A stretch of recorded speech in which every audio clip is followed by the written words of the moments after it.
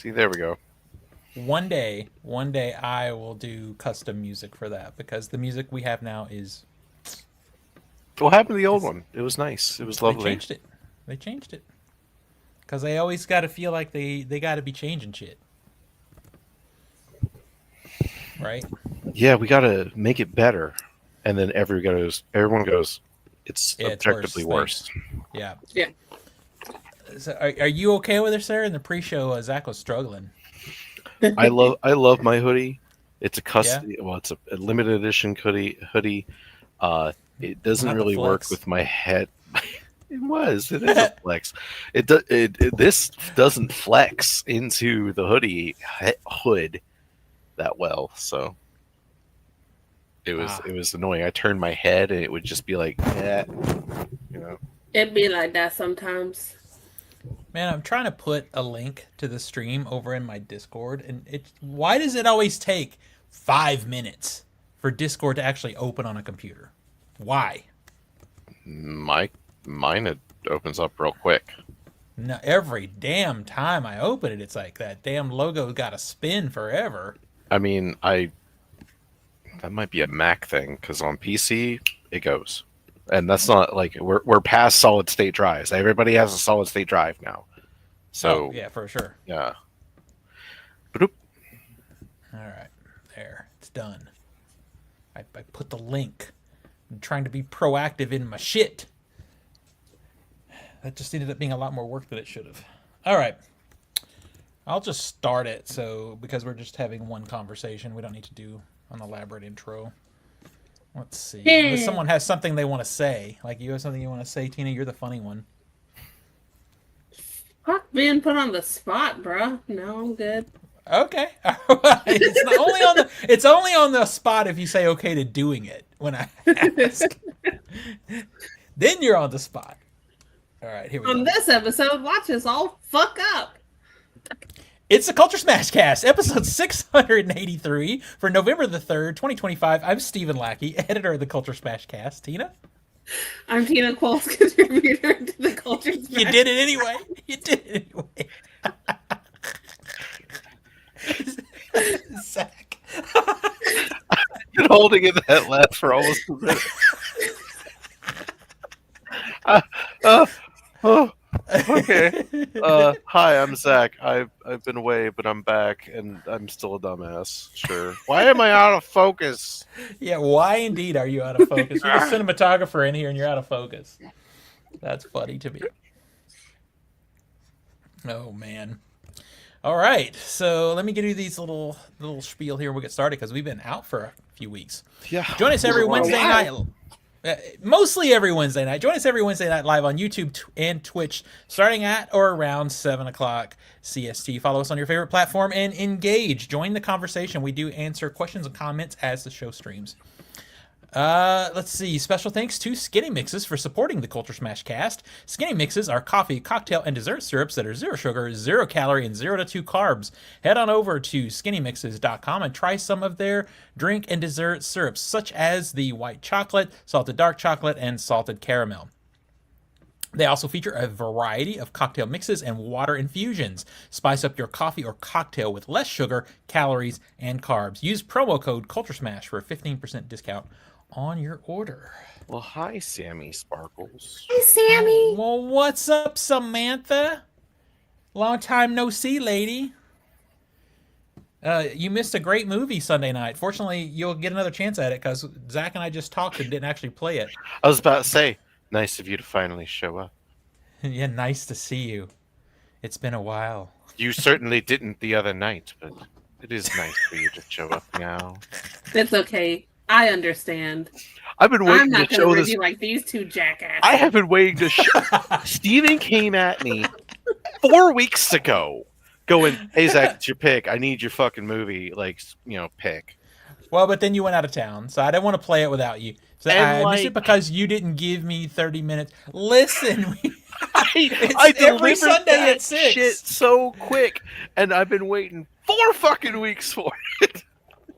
But I didn't see Nick or Marcus or anybody either, and I know it's the Sunday after a holiday. We had our long holiday weekend last weekend. I Hey, even look at made it an this way. intro with a At film to least you got play. an invite. Nico and I don't get invites to this shit. What do you mean? You're in the Discord? Oh. Well, I Yeah. don't pay attention to the Discord, so. Well, then that's your issue. That is your thing.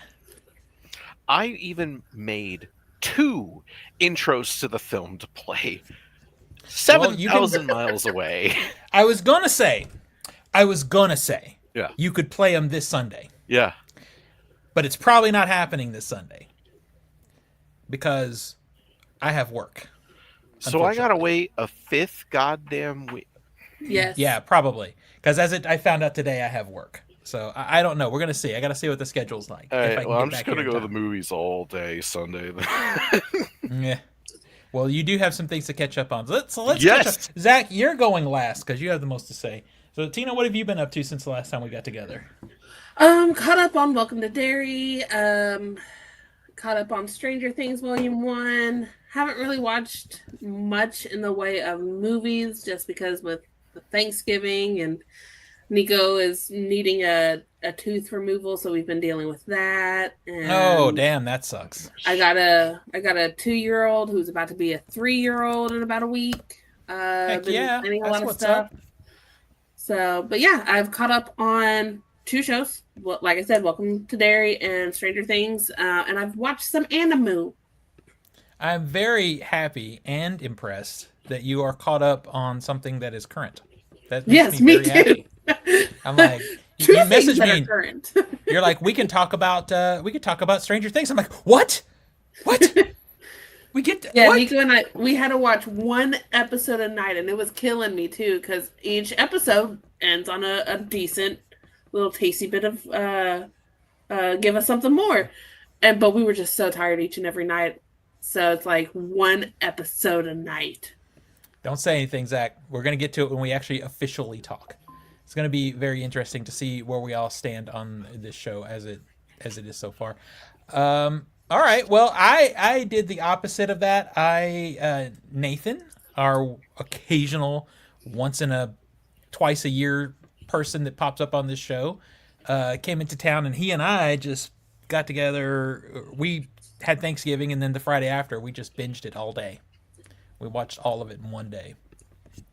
That was kind of my biggest thing I've done as of late. I've seen some movies though. Most recently, I saw Hamnet. I went and saw that without Zach because I knew Zach wasn't going to give a damn about it. And it's going to, spoiler alert, it's probably going to be in my top 10. So, I'm just gonna you know me. Should I say this? go on. Go. Say Should what? I Go for see this? Should you say what? Should I see it? Oh, should you see it? Yeah, you know me though. I know you. Yeah. Yeah, Um. because I hate Shakespeare. Like, I fucking hate Shakespeare. Well, I mean, it's not a Shakespeare play. Okay, It is not. It is not a Shakespeare use play. Shakespearean dialogue. It is not. It's not like it's iambic pentameter or nothing Okay. like that. It's Okay. not. It's I not don't that. know hardly anything about this movie. It is other a than- story. It is a fictional thing, right? But it is a story about how. It is a story that inspired Hamlet, right? It's fake though. It's drama. But it is what the plot is. This is a romantic story or general story that inspired the writing of Hamlet or the story of Hamlet. And I will say this, Tina, you should see it. I don't. And I there's don't I have still a. read the book. Like, that's how much. Oh, you read the book. No, I haven't read the book. That's how much I'm disinterested in Like, I'm usually not a fan of Shakespearean things unless it's a retelling of Taming of the Shrew. Got it. Well, I am not super big on Shakespeare either. I mean, I like Macbeth, because it's dark. Not that he doesn't have other dark stories, but I agree with you. I'm not super big on Shakespeare either, but this movie is fantastic. If I was a guessing man right now, it's going to get Best Picture, Best Director, and probably Jessie Buckley for Best Actor, Best Actress in the Oscar season when it comes. So if you have investment in seeing movies that are going to be nominated, yeah, this one's definitely going to be nominated. Chloe Zhao might even get nominated for Best Director. Fuck. It's definitely on that level. Oh my God, it's quality-wise. Nico. Hi, Nico. Pull up a So, chair, dude. so yeah, that's the most recent thing. I saw Keeper also. It's doggy doo doo. I I was hated about to it. say, if I wanted to see that movie, I can't now. Like, Well, okay, you're I fine. have a thing. It happens. I come back, and all of a sudden, all these movies are just gone, man. I feel like Robert Eggers has become my. Or, I mean, I'm sorry. He has become my domestic Robert Eggers. This director, Osgood Perkins, Osgood because he has one movie that I really like, and everything else is like, bleh. And that's how it's been so far. I have not liked anything but Longlegs of his neon run of movies. He did Gretel and Hansel, and I actually like that one too. But the majority of his stuff is just not working for me. Yeah, so I've just been seeing movies and doing basic ass stuff. Zach, on the other hand, you got a few things. You did something. Zach's had a little interesting. adventure. You know, Yeah. I've done a few things. So I went to Japan, man.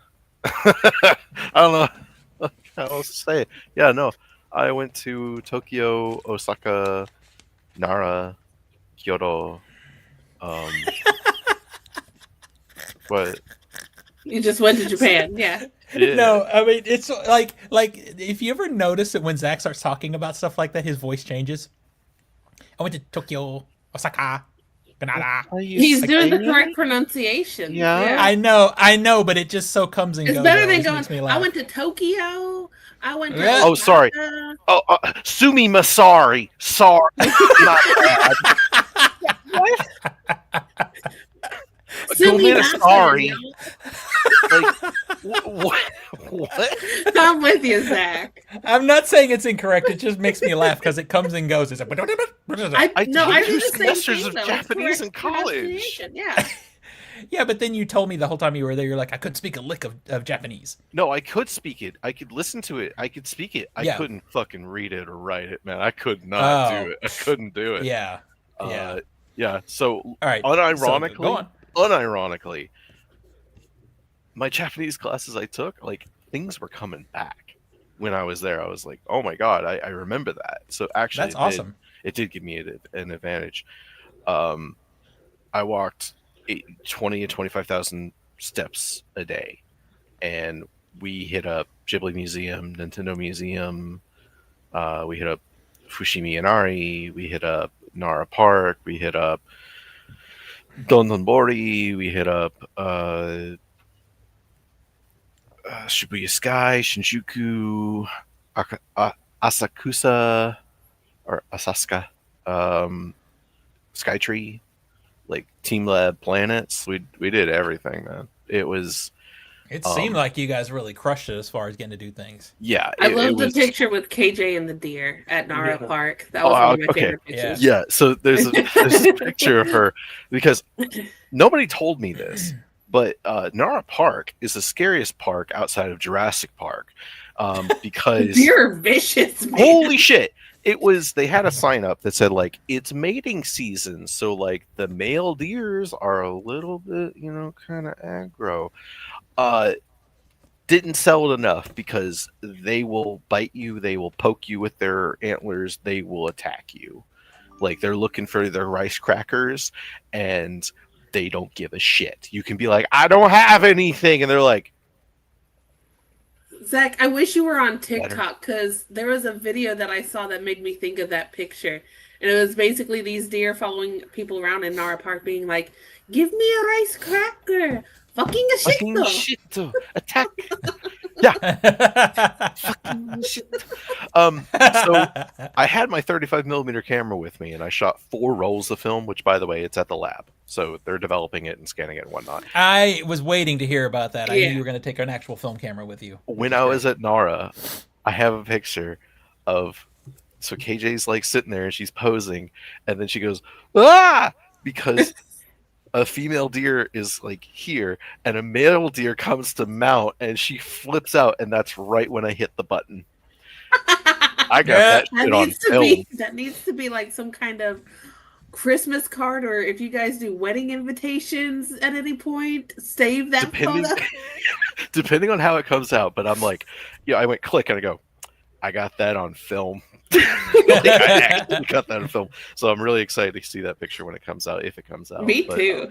I would go out some nights and just shoot in, like, one of my favorite things to do is just to walk down random alleys and see all these izakayas and just what's around the corner. Oh man, I bet Yeah. those photos Oh, are I gonna would. be great. Oh, I did like I would Portra. love to do that. Yeah, I Just shot the digging into Portra, local stuff. Cinestill. I had a ECN2, like 250D film, and then I shot. There's one more. Oh, I shot one that's called like Cyberpunk. So it's supposed to have this like Blade Runner blue tint to it. But Go on. yeah, it was really fucking neato. I mean, not everything was perfect, obviously. Like, boy, Nintendo Museum is a great start, but they need to like fix some problems going on there. And like Ghibli Museum's incredible, but you know they got some problems they need to fix in there. But How was Yeah. the food?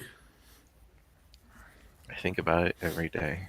I think about it. I have Every quite the minute. collection of food pictures. I don't feel think like the pictures don't do it justice. I mean, they do it. You know, it looks really good. you But said like, doo-doo in regards to food. it tasted like my dreams. It tasted better than I could have possibly anticipated. I mean, not every meal, but like we're talking like 9 out of 10 meals are like you're sitting there, you take a bite, and you're like ascending. Like, Yeah. there was specifically one meal we had in Osaka. We went to always go to the hole in the wall. Always go to some like if there's somebody outside like trying to get you to come in, don't go there. Go to like some hole in the wall that has their menu out front and nothing else, no other advertising, because they know they're good and they don't have to advertise. They got their clientele. They know they're going to get customers, so they don't have to advertise it because it's going to be good. Yeah. We went to some place in Osaka, and I could pull it up, but they had like it was like their signature kind of dish or something. It was like this fried rice something with an scrambled egg on top. Omurice? It was not omurice. Okay, I was about to say, bruh. It was something different. It was like a meaty, seasoned kind of fried rice, but it was not omurice. Okay. I'm not joking when I say I took a bite and I went like I just kept slapping my He's leg. clapping his ass cheeks for our audio listeners. Yeah, Right? I He's was clapping it, absolutely baby, clapping it. slapping titties. I seriously was like, oh my god, it was so good. I immediately left a review of the place on Google. I was like, nope, this one gets it. They thanked me, but it was so good. Like the kombinis were worth the hype. Like you can get good food at a kombini, and the killer thing about all of this, it was well priced. Every single Was it well priced or was it surprisingly cheap? It was That's what it so seems like to cheap. me. It was so cheap. It was so cheap. You can get a full meal. And by the way, anybody that's like, oh well, Japanese portions are smaller. My ass, they're not. They're fucking normal portions. Like Yeah, some that's the some thing. A lot dishes of we people couldn't are finish. like- They were so big. A lot of people in America, especially, are so used to having enough portions to take home. Like, that's not a normal portion. That is a massively oversized portion. You should not be taking food home from restaurants. Yeah, like every single place we ate, it was the right amount of food, if even a little bit more than we needed. Yeah. Like It, were it some all dishes- looked amazing. Yeah. But I mean, you can get a good dinner meal for like $8. Yeah, $8. That's the price of a fucking lemonade. What was that? You were out. Yeah. That's like the price of a lemonade or a fountain drink in a restaurant here. Yeah. I went to McDonald's. The fries sucked, but the burger was like the best McDonald's burger I ever had. The fries were really bad, though they were like not crispy at all. I don't know what the hell happened there, The but fact that you would go to Japan and go to a McDonald's. No, you're like asked, I no, would. no. McDonald's in Japan are a different breed. Like that. Like listen, McDonald's and KFC's you go to in Japan. I was told not to go to the Burger King, so I did not go No, to Burger King. no. Um, Well, like KFC you're supposed to go to on Christmas. Yes, that is yeah, still one of the disgusting. best marketing, like sniper moves I've ever seen from any kind of Mhm. fast food place. We're Yeah. gonna build our branch in Japan, and we're gonna tell them Americans celebrate Christmas by getting KFC, Wild. And and it, And KFC now it's a big sells out tradition. every single year. Yeah. it was really nice to eat somewhere and then walk it all off. So like Oh, that's my it favorite. yeah, so it literally was like Disney rules. So when you're at Disney, you are busting ass and walking all over the place. So you can order whatever you want and not have to worry about any calories or whatnot because you need them because you're just absolutely burning them. Same thing here. You're just like, no, I'm at a calorie deficit. I need energy, please. Um, Reading all the cartons. That's what I want when I go to Japan. I want Something, cartons something, that smoke up. Tina, something's happening on your side where you're dipping. Your audio's dipping a lot. yeah, something's. It's kind of like Something's, you're away something's from the up. mic or something. Something, yeah. Okay, how about now? Whoa, you're out and then you're in. Yeah. God damn it. Okay, that sounded better. Okay, There's a let's try now. How Yeah. about now? okay. That sounds Okay. better. Um, All right. So I could go on give and us. on, but I was gonna say, give us the highlights so we can progress because there's a probably lot. To, there you actually was have a lot to tell. yeah. So my favorite highlight was there was a lot of times what would happen is KJ would go back to the hotel room and relax, and then I'd grab my stuff and be like, I'm gonna like just walk around. I'm gonna go to this area and see what I find. Yeah. There was one night she goes back to the hotel room, and I'm like, well, I'm going to Shinjuku because it's like 2 stops over. Um, I go to Shinjuku, and then I happen upon like the gay district, which Oh, you're gonna Wednesday. tell this? Yeah, yeah, this is my Oh favorite my night. god. This is my Oh favorite god. night. This was insane. So I go to it's 7 p.m. on like a Wednesday or something like that. So I'm in the gay district, and it's like really giving bad vibes because it's 7 p.m. on a weeknight, so nobody's there. But it gives like something's off here. I would later go on a weekend to that same area just and be like, oh, it is a lively, like it's nice kind of area. But that one night I was like, ugh. So I'm walking around. I find an old movie theater, like this niche art house. They're showing um, Oddity. They're actually like, yeah, they're playing Oddity, and then they have movie posters up where like some of the actors came by and signed them, which was cool. Um, and then all of a sudden, I see a huge crowd of people, like a huge crowd of people walk by, and I'm like, well, let's just see where this goes, because if there's a huge crowd of people, there must be something going on. This huge crowd of people turns into like 2 or 3 thousand people, and they're all at this temple, and they're celebrating. I would later find out, but they're celebrating this holiday, like Tori no Ichi or something like that. It's called, and it's. I looked it up. It's like 1 or 2 nights a year. And I just happened to walk into it, and it's at this temple, and they got all these lanterns going up, and they're having all these street food vendors, and they're having all this stuff going on. And at the same time, I noticed a little line going up, and I'm like, well, I don't want to be in this crowd. I have no idea what's going on. I'll move into the crowd that's moving, and they're going up to the top of the temple. I'm like, oh, I guess they're going up to look at it. I get about 6 or 7 steps from the top.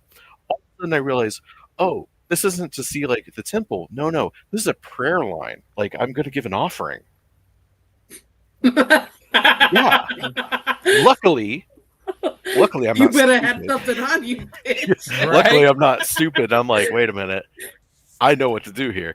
Or at least I'm aware of what happens here. So I get some coins out of my pocket. I'm like, okay, so what's the procedure here? What's the procedure here? And I'm like watching the people and like, okay, they bow twice, okay, and then they clap twice, and then they, okay, looks like they're praying.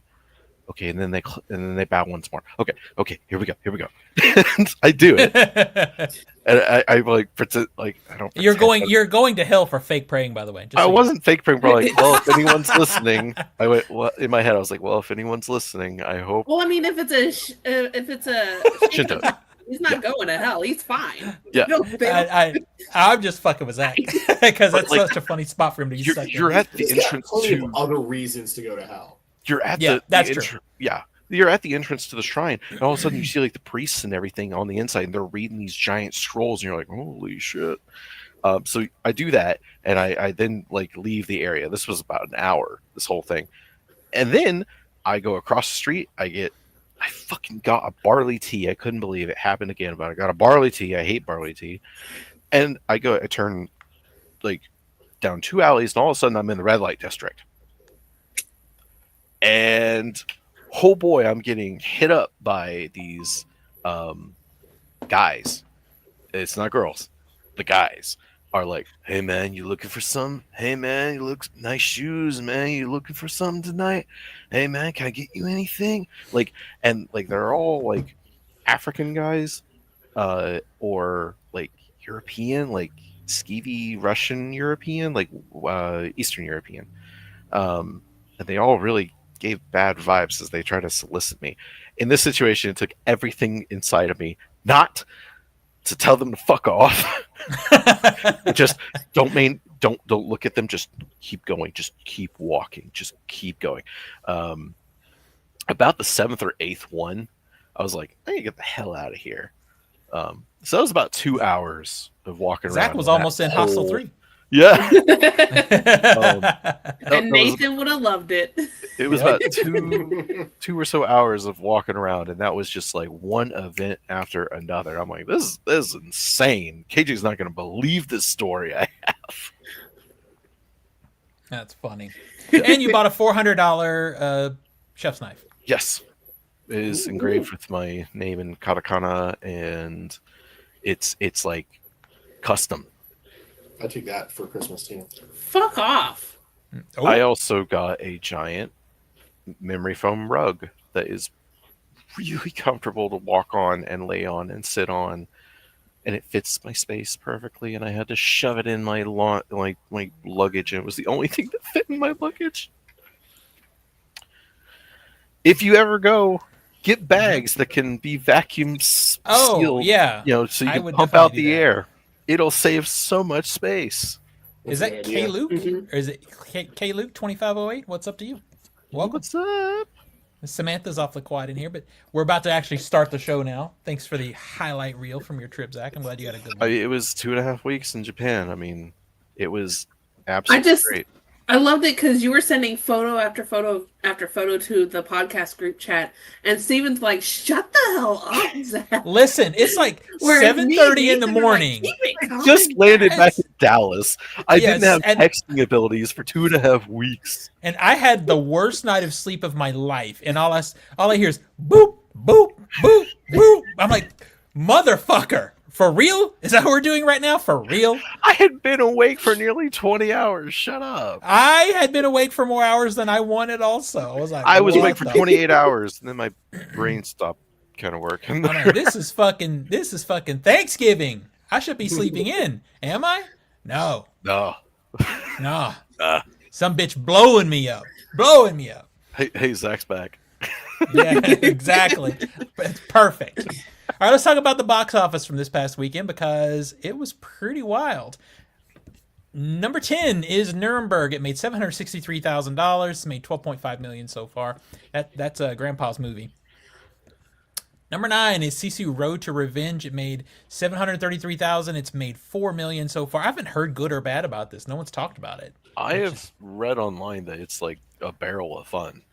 Okay. But that's what I'm hoping for. I want to see it. Yeah. Number 8, opening new over the weekend was Hamnet. It made $932,000 over the weekend. It's a total at $1.3 million. This will be, as I said in the pre-show, this will be an Academy Award nominee. It's fantastic. I love Jessie Buckley, though. I think Jessie Buckley was one of the best things about Men, which is a very flawed movie, but she's so good in it. Man, it's so good you haven't even put your rating in on Letterboxd. Oh shit! I need to do that. You don't log movies. You and Crystal don't log movies. So when I go in the letterbox, I'm like, let's see what they've seen, and it doesn't show What do up you at all. mean?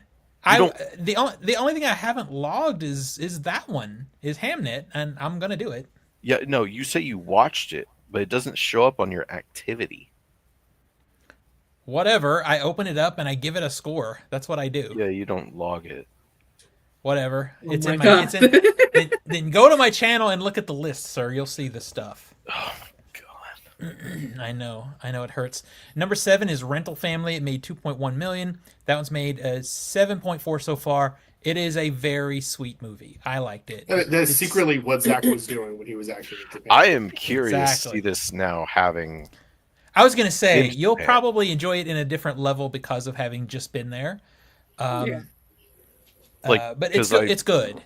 I popped on, there was our secret film. I'm not going to say what it is, but our secret film for Sunday Cinema. It does take place in Japan, and I popped it on for a second, and I'm like, I know where that is. Yeah. Like I could instantly recognize it.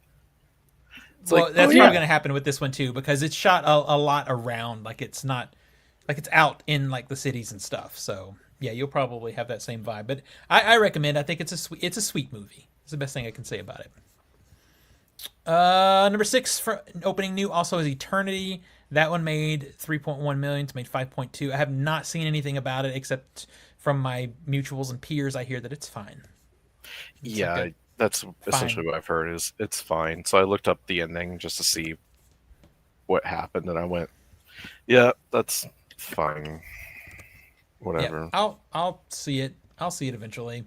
Number 5 is The Running Man. It made 3.7 million. It's made 34 million so far. I know I'm the only one in here that has seen it. I'll talk about it briefly without being too spoilery.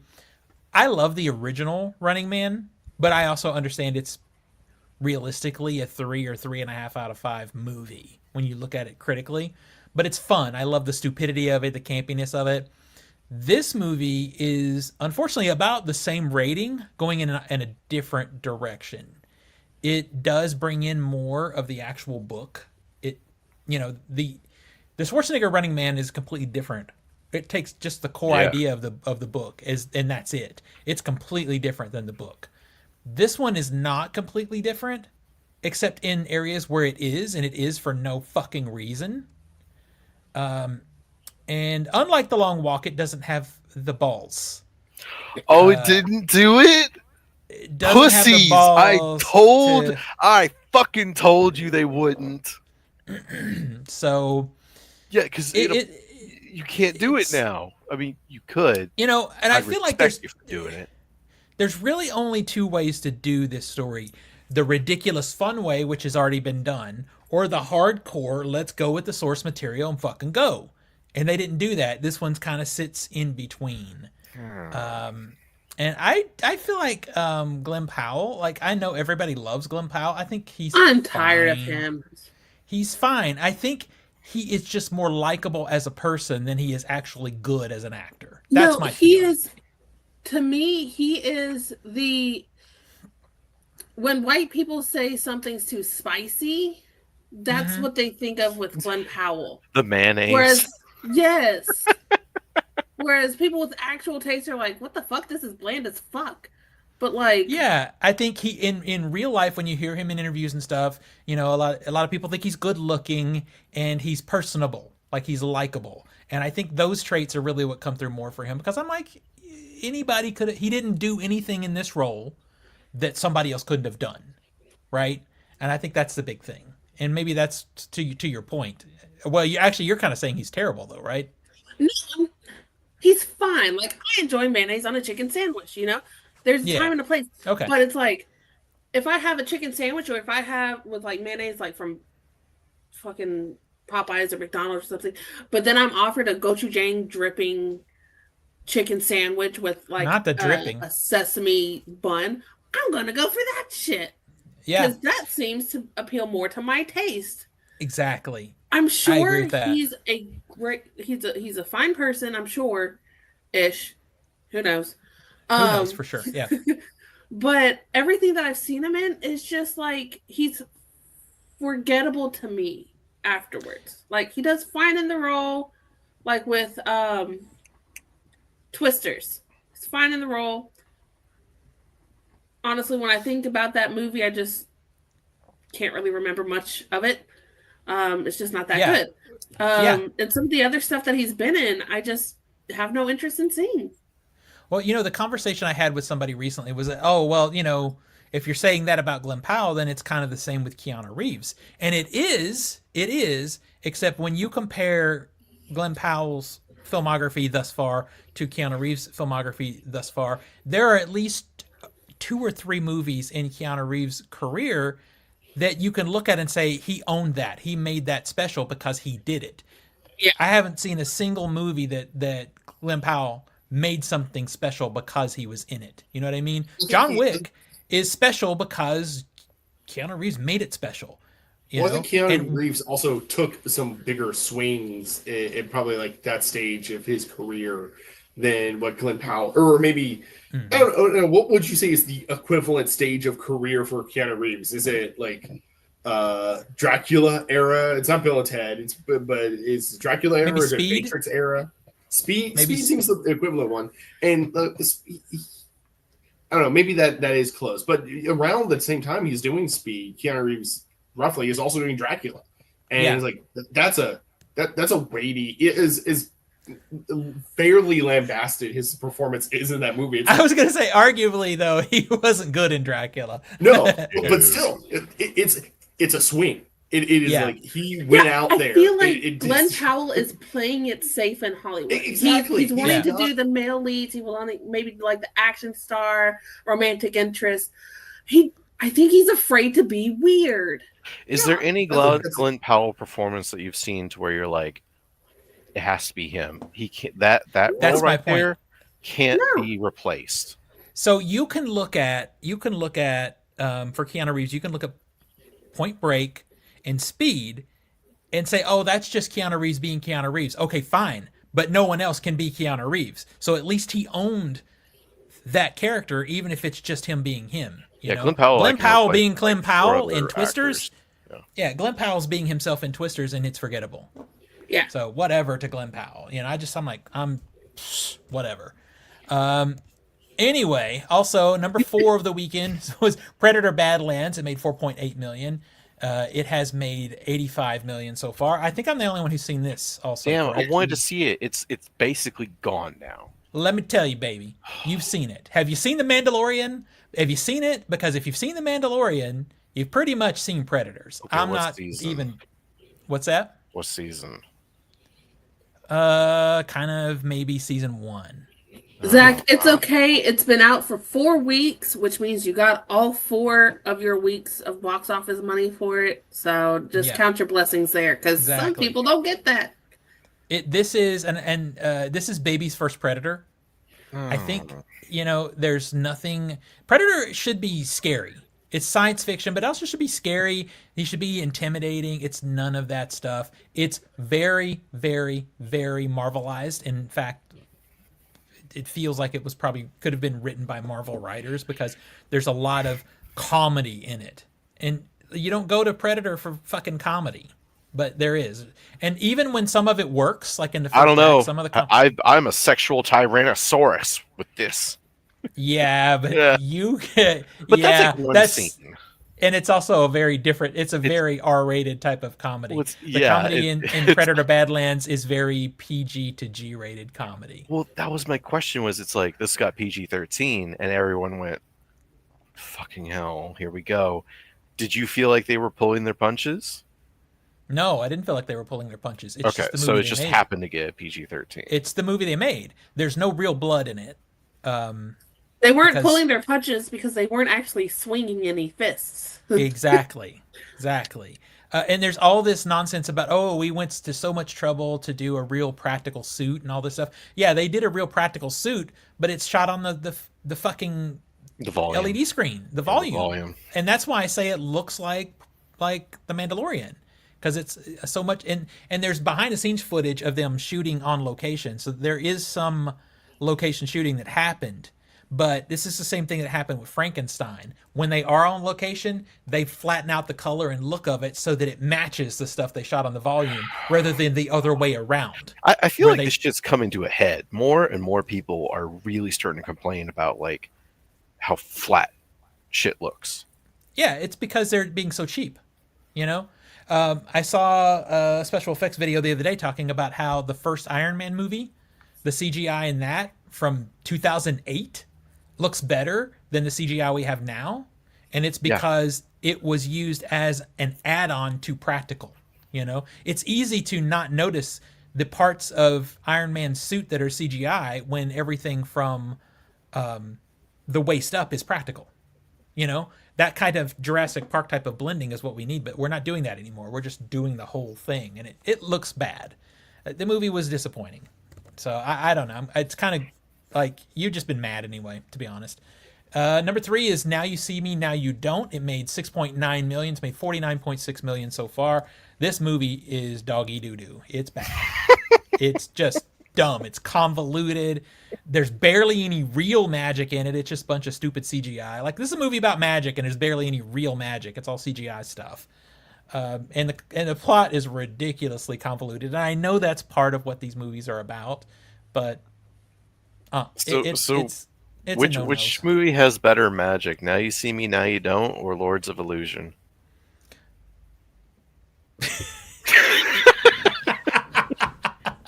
I think there's actually some real sleight of hand in a couple of parts of Lord of Illusions. So Yeah. I'm going to go with Lord of Illusions on this situation. At least there's somebody on a stage like, I'm a magician. Look at me doing magic Look shit. at me doing right? magic. Yeah.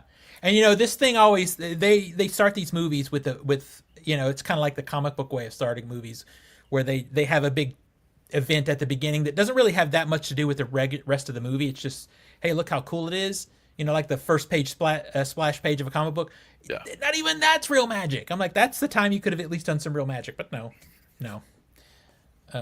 Yeah, it's not good. I could go into a lot of reasons why, but no one really cares.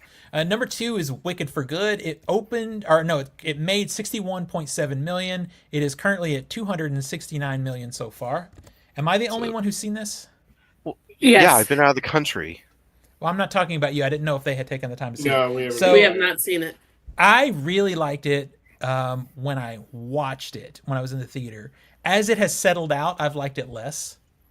But I still do like it. I like it. It's not as good as the first one, though, which is a little Also with a high disappointing. bar. Yeah. Well, it's a little disappointing because I actually like, in the story overall, I think the second half is darker and more complex than the first half. So I like that part of the story a little bit better. But the CGI is really bad in some places in the second one, as it was in the first one, you know. I think the music for me is better in the first film. Yeah, the general consensus is that basically this is the weaker half. But I mean, so the first film was 5 out of 5 for me, and this one's like a 4.5, I think is where I left it. I could probably be talked down to a 4. It's still good. It's just not on the level of the first half, which is a It's little still disappointing. flatly shot and poorly directed. Yeah, and I wasn't dinging it for that at first because I thought, well, it's just consistent with the first film. Fact is, though, you got to call it out for what it is, and there's still some beautiful set pieces in the film, but they're like shrouded in blown out light and stuff to cover up the CGI backgrounds.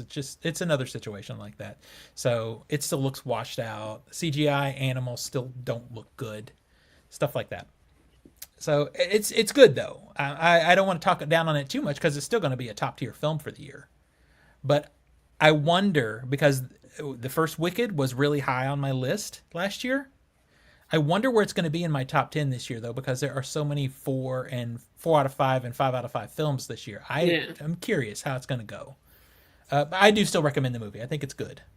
I mean, we have a date night coming up soon, so it might make the list. Yeah.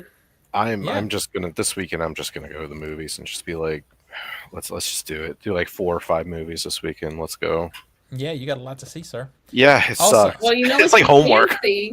This past weekend, though, the number 1 movie opening wide was Zootopia 2. It made $100 million in total has made $158 million. And I think I did say this to you, Zach, and you're like, no.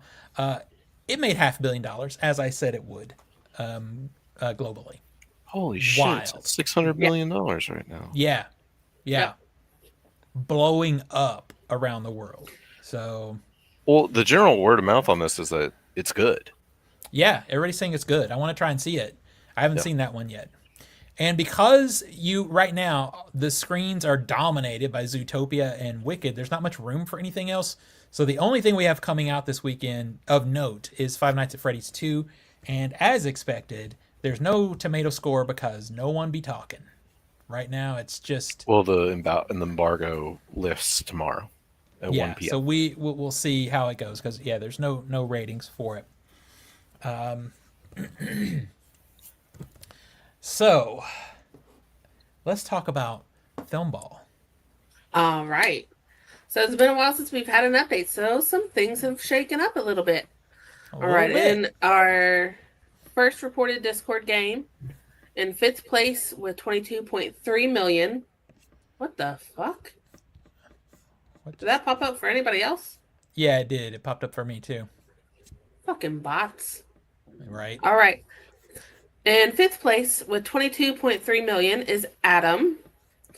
In 4th place with 79.3 million is Steven. Still in the game for now. For now. In 3rd place with 315.7 million, that is a 236.4 million gap, Steven, is JR. In 2nd place with 406.8 million is Kevin. And leading the charge with 419.9 million is Crystal. Yeah, she's been waiting to take over that lead because Kevin has held it for a long time. Yep. And the other Discord game, in 4th place, poor Marcus, with 134.6 million. In 3rd place is Samantha with 186.8 million. In 2nd place is Steven with 263 million. And in 1st place, with a bigger gap than your last gap, 659.6 million is Frenchie. By the way, that gap is 396.6 million. Steven. Only a matter of time. Only a matter of time. Damn it. And for the podcast game, listen, I've been talking a lot of shit about Steven's gaps. Right.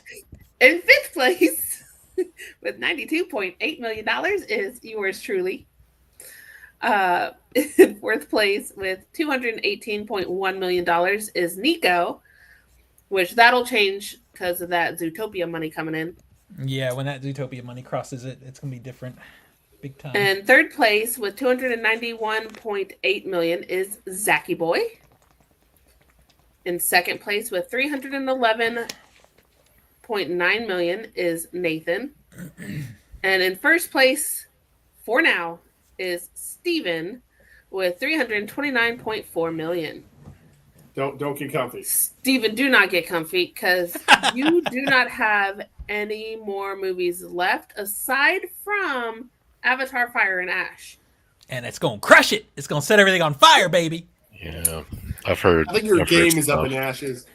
Whereas Nathan, who, keep in mind, bought fucking Wicked for $1, He sure still did. has Anaconda, The Housemaid. He has Rental Family coming in still. He has Eternity. He has Now You See Me, Now You Don't. Zach, you have some Predator Badlands money coming in. You got Nuremberg. You got Five Nights at Freddy's. Yeah? Then you have Marty Supreme, Song Sung Blue, and Is This Thing On? Nico, you I'm still fucked. have... Nico, you still have some Running Man money coming in. You have Zootopia money about to come in. There we go. And that's it. Yeah. I think this is kind of... Go ahead. This is a fun game, for sure. Mm-hmm. I still have some Sisu Road to Revenge money coming in. Keeper.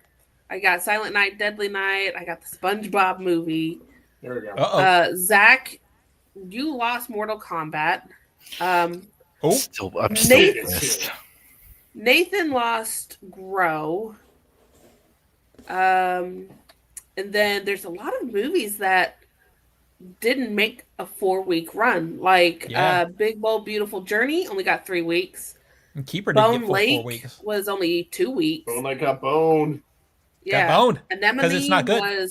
Anemone was 2 weeks, and it's like, damn. And then there's a lot of weeks that only have like the last bit only have like less than 1 million. Like Shelby Oaks didn't even break 500 or 5 million. So it's like it's been interesting watching this box office because some of these movies are underperforming, and I have to wonder: are they bad movies? Is it an oversaturation of the box office on weekends like this, or is it a combo of both? Shut the fuck up. Well, this is what I think. Pull up a seat. This is what I think is interesting. Is the first Wicked was so explosive. And the second one has done very well, obviously, but it's out of the conversation already. No one's talking about it now. Yeah, it doesn't have legs. Yeah, and I think the problem is it's bumping up against Zootopia, which I think some people underestimated. I did not fully underestimate it, but I didn't really think it was going to do as well as it's doing. That's for sure. Yeah, I mean, I figured it would do well because it is the family film that even geared towards kids more than The Wicked is. Yeah. And it's the right time of year for that. It is that frozen time slot of the year. But it is seemingly doing a lot better than even I kind of counted on that. Because word of mouth on it is pretty good. Yeah. Well, I'm just saying SpongeBob is also a kids movie. Don't count me out just yet. Exactly. But you have this combination of Wicked 2 not quite being as good as the first one, and then Zootopia doing so well that it's eating some family money, and that's going to run right up into Avatar that's going to come out. It's going to be interesting. I think these movies are going to do a little differently than expected. But what I want to know is if you guys have been seeing the press junkets for Avatar, it's the weirdest marketing push I've ever fucking seen for a big movie like this. Have you seen any of them? Zach, I know you probably haven't. Minimal, like nothing really on Avatar. So, yeah. James Cameron is talking about it, saying, everyone's, are you working on the next one? What's up with the I've seen this. Yeah. And what he's been saying is, well, I don't know. We'll just have to see if this one does well enough. And I'm like, wow, what confidence. Your previous one is in the top 5 most highest moneymakers in the world ever of all time. And you're like concerned. It feels like there's concern. And then, what's his name? The other guy I'm drawing a blank on his name now that's in the movie. Washington. No, it's not. His name's not Washington. It's his last name. Sam Worthington. Sam Worthington. That's my He's bad. saying the same thing. They're asking him, what about the next one? And he's like, well, like the interview I saw with him, he's like, well, I know he really kind of had the story wrapped up for these 3 movies. I know he has ideas for a 4th one, but we're just going to have to see. It feels I've seen the Cameron's wording of like these 3 movies are an arc, and then the next ones would be a new arc. And like on the Sam Worthington bit, it's like this is your only job is Avatar. Yeah, like, you're not doing anything else. At least Zoe Saldana is at least doing other movies. At this point, because I still haven't seen any of the Avatar movies, I'm just not going to watch them just to see how long I can go. I've seen Dances. Wow, that's wild. That's wild. I have not seen any Avatar movies. I even rode the Flight of Passage at Disney World. I was like, I don't know what this is. This is amazing. Yeah, does the Disney rides count? Because I've seen those. You didn't watch the 12 minutes of pre-show and understand what you were doing? Like, I get the general concept. I'm like, oh, you're riding a dragon. Okay. Yeah. You're like, I don't have to see this. I've seen Ferngully.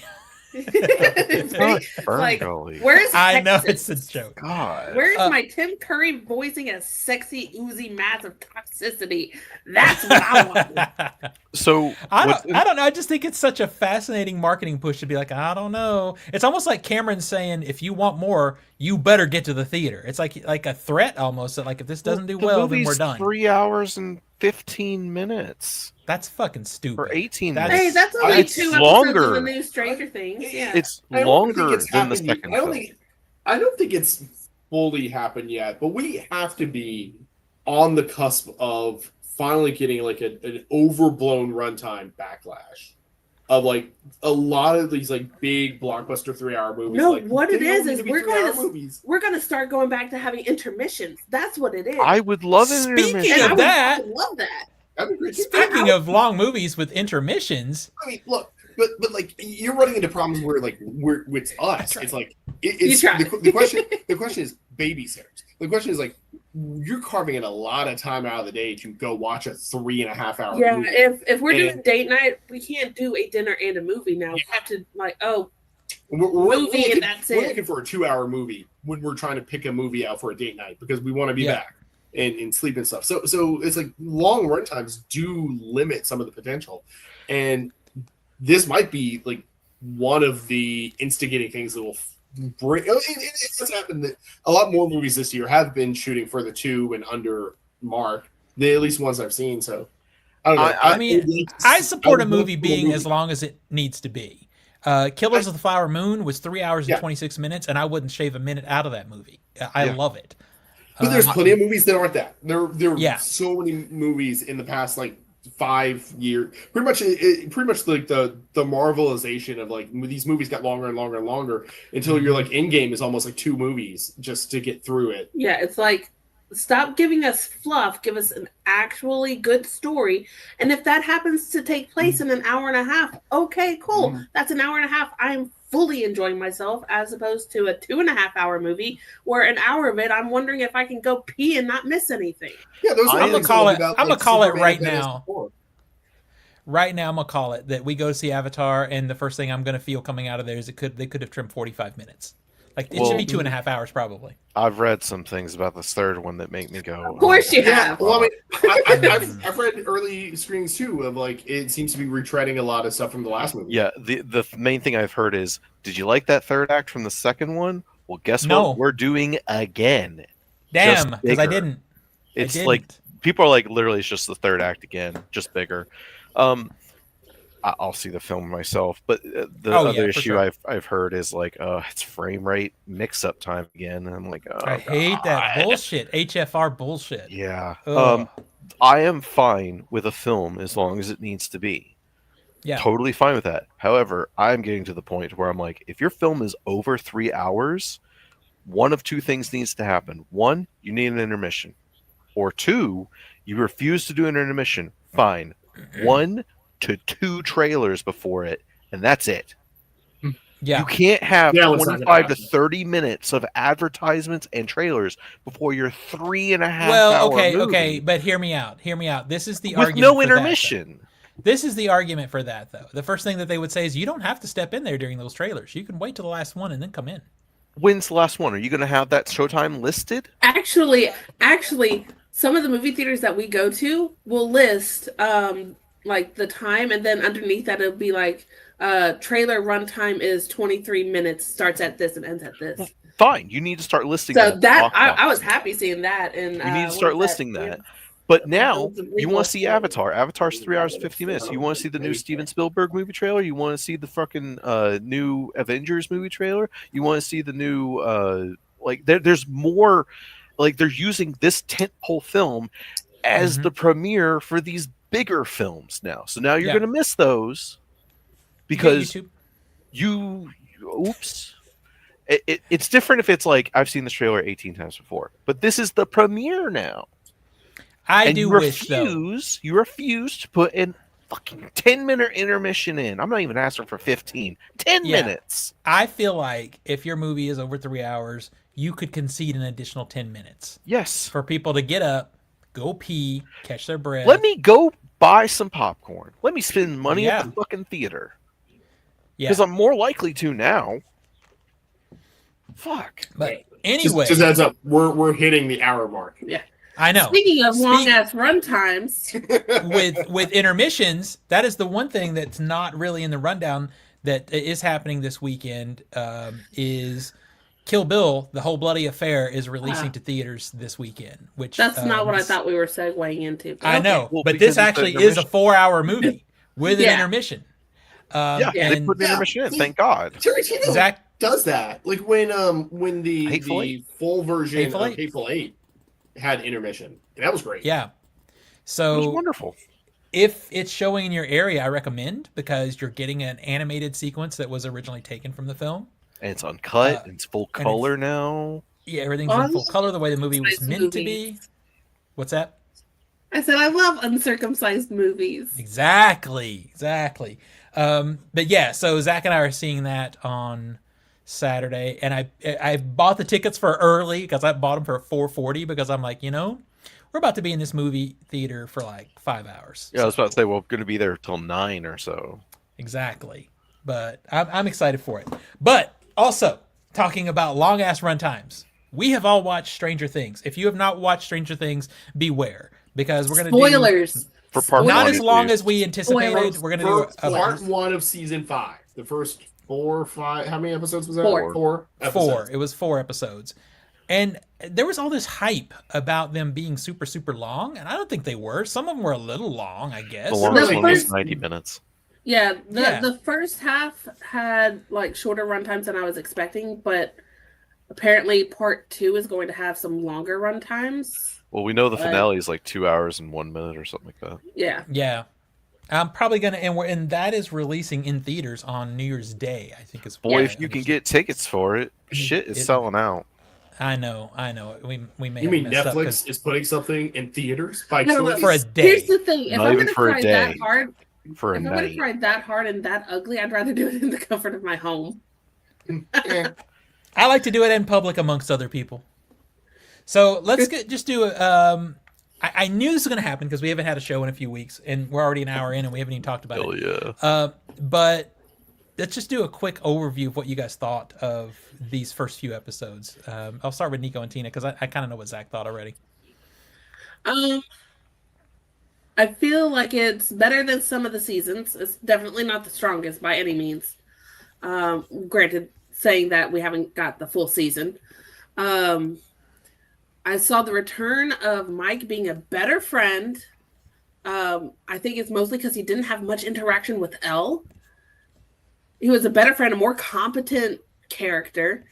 So we saw Mike actually grow, but then we saw some decline of other characters. Like Robin's character is basically a joke now, which pissed me off. And we'll go into more theory-based later, but I do have a couple of theories. I'm tired of seeing some theories out there.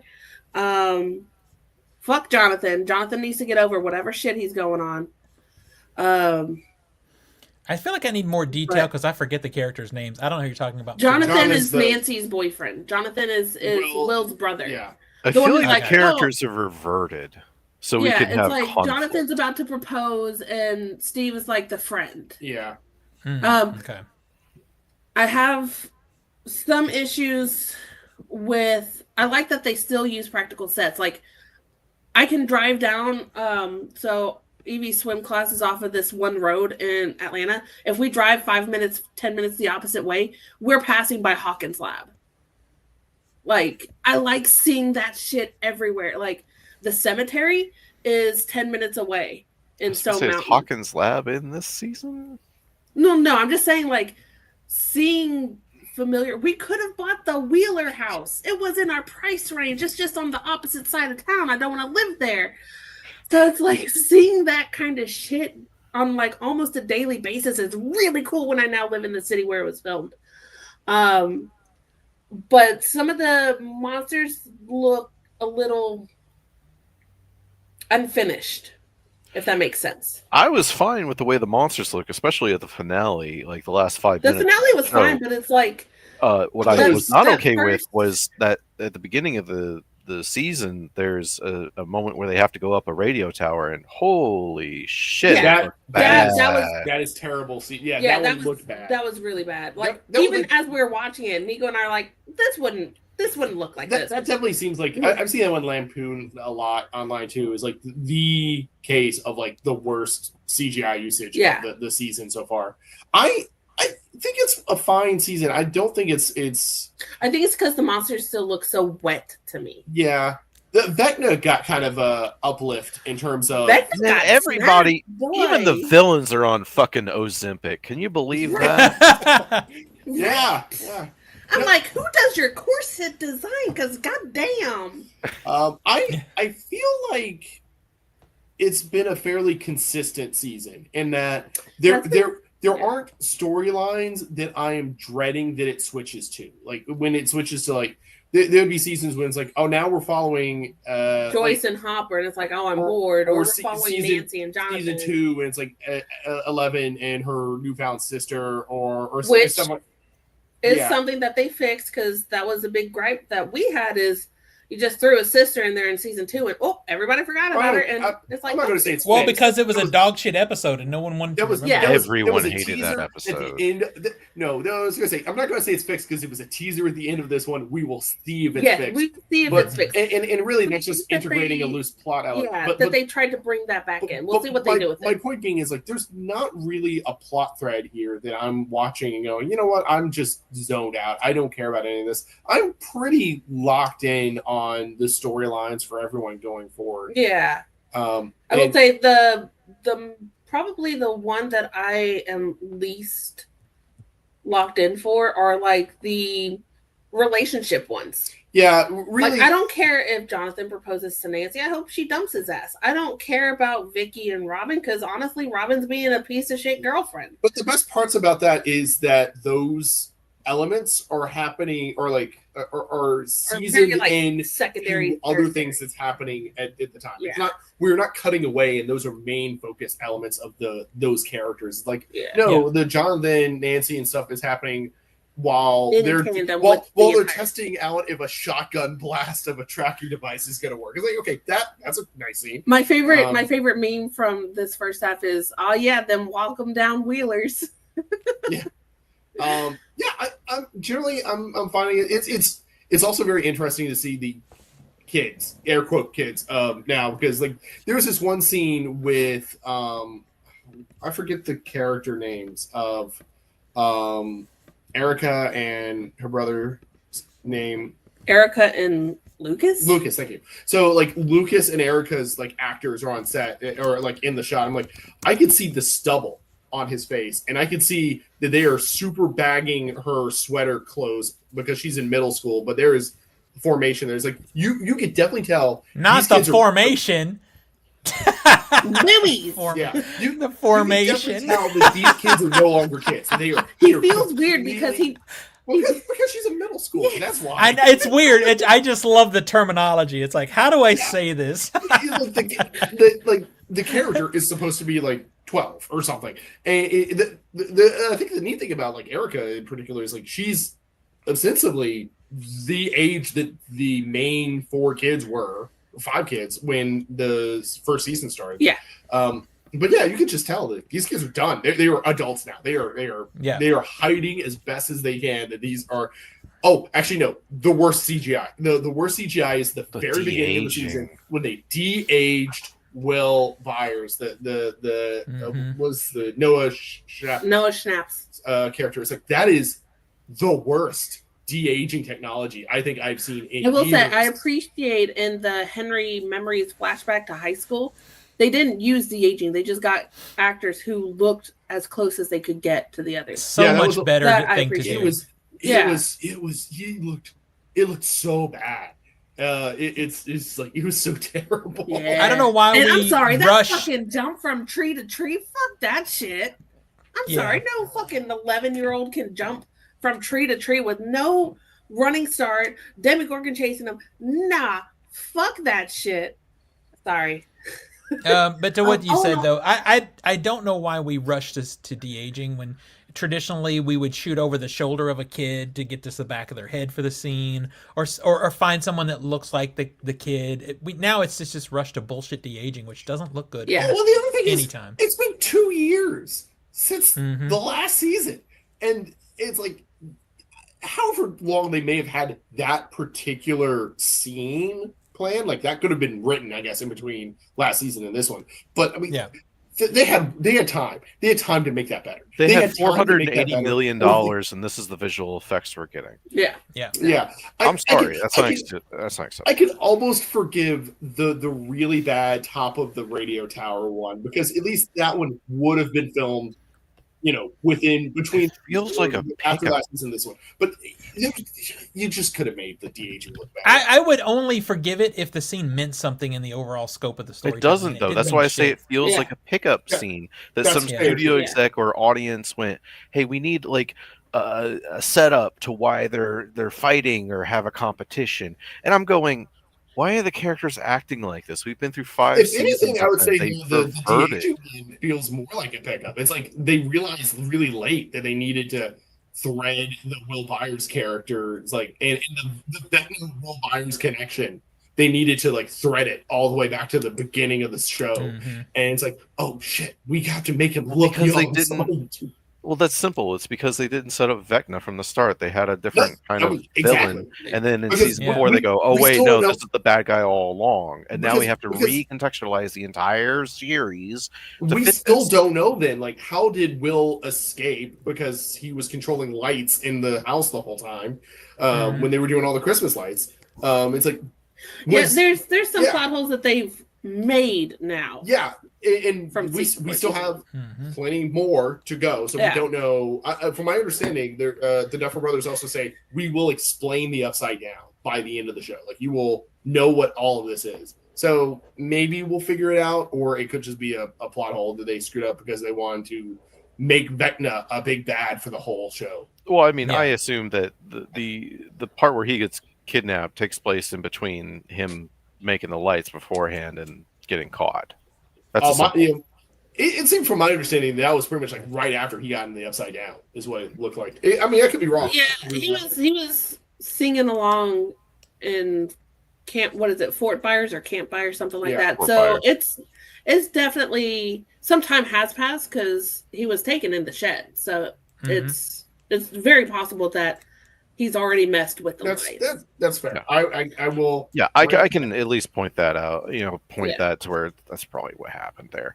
What I can't really forgive is Joyce is a character that hasn't progressed since the end of season 1, and she's doing her spiel again. We're 4 seasons later, and she's still doing the same. Like, I'm a mom, and my son went missing, and I'm like, holy shit, that was 4 years ago, and we've had multiple different adventures since then involving you. At this point, it's like Jonathan's gonna die, and she's gonna be more focused on Will the entire time. We're gonna tease Hopper's death again. Yeah. Oh my god, we're doing this? We're really doing this. 11 has basically no character this entire first half. She's just she does definitely. I agree on that. She has literally that nothing whole to Hopper say. 11 storyline has basically nowhere to go outside of we found 8, and that's it. That's it. Yeah. Like, what's her name? Linda Hamilton shows up for 2.5 days of shooting and is military bad person for about 5 minutes, and they try to set up like, oh yeah, she was here all along, she's been looking for 11. I'm like, she ain't been in this shit. There's been no hints at this character, but all of a sudden now, do you know how long I've been looking for you? It's like, oh, come on with this shit. Like, did I miss something when everybody assumed 11 was the cause of this at the end of season 4? Well, I think for me, I don't remember that. Yeah, I don't either. And the big issue that I have is overall, I'm gonna say I had a good time watching it. I had fun with it, but yeah, it's fine. And that's the problem when you start looking at the actual story. I feel like now, because we're getting to the end of it, that it's all action, and they're just trying to ramp up the action, and they're sidestepping a lot of storytelling with my favorite thing in the world, exposition, instead of actually building character and doing more like real world building. Instead of building sarcasm for anyone who didn't pick up on that. Exactly. Yeah, because Linda Hamilton would be a lot less of an issue if they had done some proper world building instead of just setting up her character with some exposition. Setup. Yeah, any kind of setup. That's the problem where we are right now. This show at its best is like season 1 is you're looking at like a 4.5 out of 5, and we're at a 3.5 out of 5 right now. And I was that's about to say I would shame. give it a 3.5, depending on how it goes. Like Yeah. it's Yeah. passable, but it's riding that line. And I feel like it's like y'all better like get this writing back in shape, because this is, I mean, I'm sorry, if this had come out and this was season 1, I'd be like, skip. Like, because And then, the writing's so sloppy. mhm. There's And then too, if you're gonna this focus show, on the action, your CGI looks like doo doo most of the time. this show So the is action's too kind of weird. fucking afraid to kill anyone. I'm sorry, but they are. They're too Yeah. fucking afraid to kill anyone.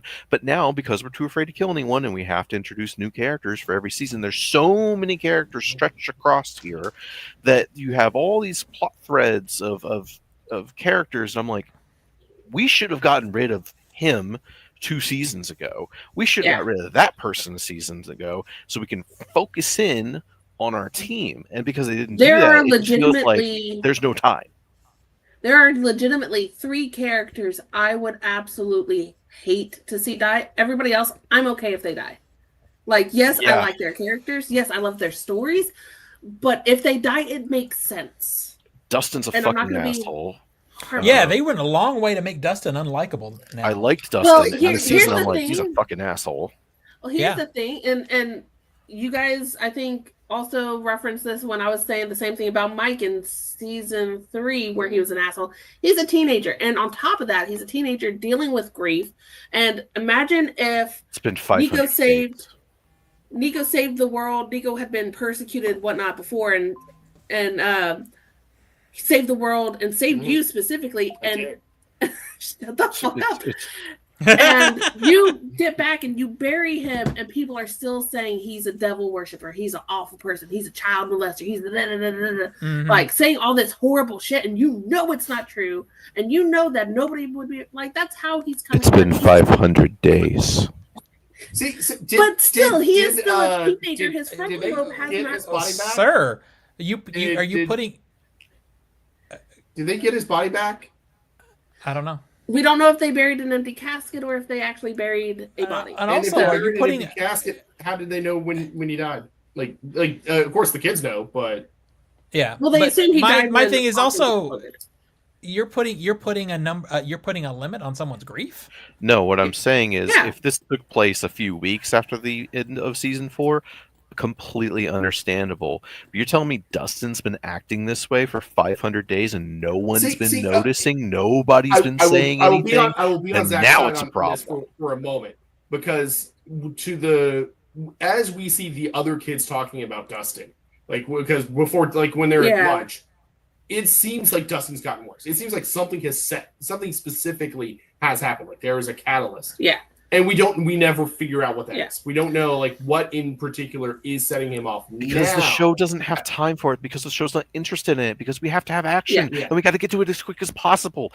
This is also like because an they had inherent to problem decide to it. to jump a year and a half Yeah. and say that the town has been in quarantine for a year and a half. Holy shit, Which we can't also see it leads me happen. We have to to hear it. question- Which also leads me to question, how quick did they move into quarantine? Who got out? Because we don't have Jonathan's pizza boy friend. We don't have Susie, who was there at the end of season 4. And it's like we're missing a lot of people. So also the unfortunate part about like them having to do a passage of time, that is something we've seen in other shows. It has happened because the kids got older. Yeah. And they have to justify it. You know, I'll never forget Walt coming back to Lost being 2 feet taller than he was the previous fucking season, and not explaining it. I think people learned their lesson. They're like, okay, we have to push time forward or something, because it's taken us so long to do the next season that literally years have passed. So we have to go back into the story. I want to know if I'm the only one here, but Robin's character to me is just an absolute decline and decomposition, because when we're introduced to her, she's super smart. She is a band geek. She brings an element that hasn't been seen publicly or acknowledged of. She is a self-acknowledged lesbian, a gay person, whereas Will hasn't come to terms with that. And while I loved her interactions with Will specifically and being that mentor to being your true self, everything else was just a fucking joke, and she was just spastic. I more feel so like than they're playing up a manic pixiness of her and I hate character, that because that's not what Robin was built to be when we were introduced to her. yeah, I think in some aspects it's trying to over exemplify aspects of some of these characters that we know because Yeah. she's had elements of this and they just cranked it up to 11 because they don't have a lot of time to really But let them be It's true, characters. because you know it's what like would now fix she's all annoying this as shit? fuck. Yeah. You know what would fix this? Have a montage of 500 days. Yeah. Show I the think that actually characters would have been a good idea. like literally 3 or 4 minutes of the opening. Show what happens the first few days in a quick montage. How Yeah. some Probably characters look at it each probably other. would have helped. Yeah. How Robin we knew her ends up to where we are. Have 2 or 3 moments of her changing to where when we cut to 500 days later, all you have to do is show a calendar being marked off. Yeah. It's 1986, in Christmas, and we're doing event, and now it's February 1987, and we're doing this. Mark it off the calendar, and until we get to our date. Now we understand where our characters have been. Now we have seen literally the passage of time It would to where when all of this happened, we now have context rather than Okay, just jumping but- in and Robin on the radio going, "Well, it's been 500 sessions I've been with you. By the way, I know everybody listening to this knows this, but I'm going to say it for the audience." It's like, fuck you. So it also So lazy. though okay, but see, while I agree with you that probably would fix a lot of storytelling issues, it doesn't fix the reason why they really had to push 500 days forward. Which, if we did a montage of them over that 500 days, they would still start that montage looking 2 years older, Yeah. and that's a problem. That's a problem that we can't solve. I don't think it's that big of a problem. It's the people are. I'm people are willing to smart. suspend Like, disbelief if yes, know. it's like I think people don't understand. Is like yes, we've been with these kids for almost a decade now. Yeah. Despite this only taking like 5 years, really, like the length of show release is twice the time of 4 the in-world time. years of time span. It was 1983 to 1987. 7. Yeah. Yeah. 4 years, and it's been 3 presidencies. Yeah. Okay. so So I want to ask the one something. thing. Oh, go What's ahead. that? No, we're gonna No, say. you go ahead. You go ahead. I was just gonna say, when you're talking about Robin, there is one aspect of her that I actually like. I like her as a radio DJ. It's just because it's funny to me. This series wears its inspirations and influences, very clearly on its chest. And we've been dealing with the Goonies a lot. We've dealt with E.T. a lot of those stuff, and that little bit of her as a radio DJ leans a little bit into the Fog for me. I was about to say the I fog, really, yeah. He's thinking I really too. love. Yeah. Yeah. So I love that part of it, 100%. So I have a question. Do you have any theories you absolutely hate seeing right now? I mean, I was able honestly to haven't predict seen 'em. everything. I haven't seen any theories. I don't read up on that kind of stuff. Yeah, I have. Tina is definitely in the rabbit hole of I am. theories of the show. One of the I theories love that it. I cannot stand is Vecna is Will's father. Because we That would met be Will's dog father. shit. That's stupid. Yeah. Yeah. Well, they're saying Lonnie's not his real dad, and that's one of the reasons Lonnie left is because he found out that Joyce had an affair with Henry. No, I think it's also just because Lonnie was a terrible dude. Like Lonnie was an asshole. fairly well established in that season. But that is just like everybody's like, oh, I have evidence. I'm like, no, you don't. I will say one theory that I like, and I haven't seen many people talk about it, so I think I might be the first one that I've seen come up with this theory, is okay, so Holly, when taken, Holly is suddenly in a restored Victorian Creole house, and she's baking cakes, and she's listening to music, her favorite song. We never see that Mr. What's-It, that Henry version, as Vecna. We see it from Max's perspective with the hand, but we never see him full-on Vecna with Holly. He gives her music, which is a big red flag, because that's how to get away from him. And we never see any of the other kids. When Holly was taken, apparently 3 other kids were taken shortly after. And he says, oh, yeah, I'll bring Derek here. I'm bringing Derek here. We'll make pancakes for Derek. He's coming here. But we don't see any of the other 3 kids. My theory is the Henry / Mr. Whatsit is the humanized or what's left of the humanity in Vecna that is trying to just get back home. Whereas Vecna is full on evil, the Mind Flayer particles, which have not been explained in the show, but have been, if you've seen the Broadway show, the stage production, it goes a lot more into Henry Creel. And it might be brought into the Is the show. stage production canon? Yes.